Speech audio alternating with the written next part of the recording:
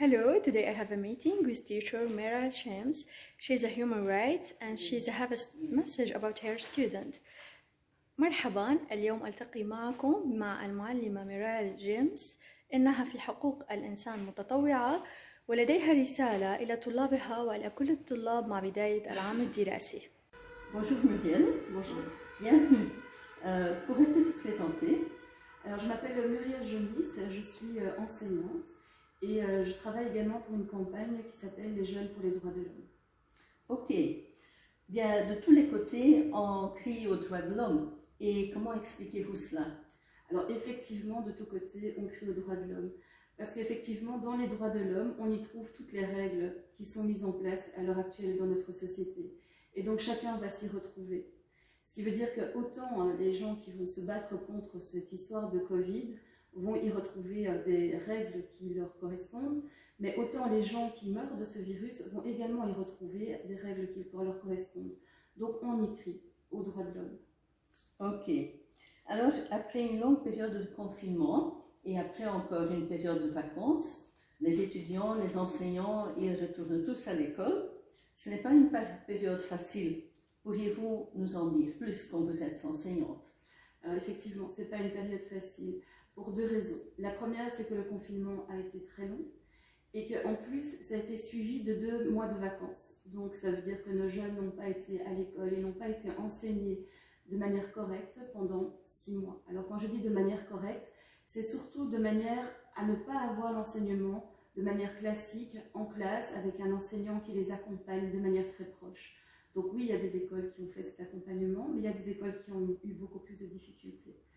La deuxième raison, c'est que la rentrée scolaire, elle n'est pas évidente non plus. Nous sommes dans une situation où les enseignants doivent mettre des choses en place pour accompagner les jeunes et que les jeunes doivent également se concentrer sur leurs études.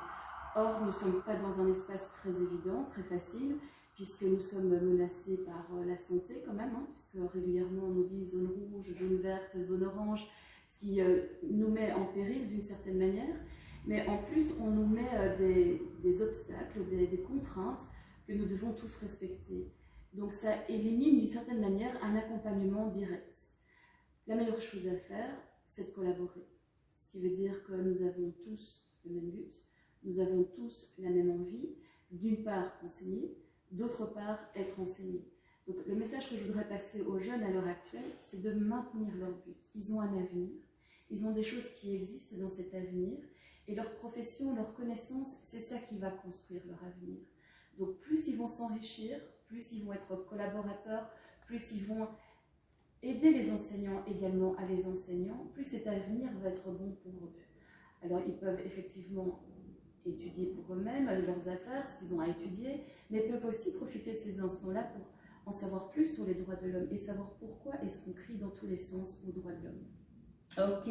Alors, j'ai entendu aussi, Muriel, que ce programme, Les Jeunes pour les droits de l'homme, il y a moyen de le suivre en ligne. Et justement, en cette période, je pense que c'est très utile.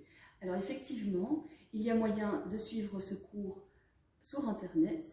Ça s'appelle humanrights.com. Donc quand vous mettez sur ce site, vous vous introduisez à ce moment-là en tant qu'étudiant, et donc vous pouvez étudier chacun de ces droits en étant accompagné. Et donc c'est très intéressant effectivement parce qu'on y trouve beaucoup d'enrichissement pour soi-même, mais également on sait exactement comment se situer par rapport entre autres à tout ce qui se passe sur cette planète.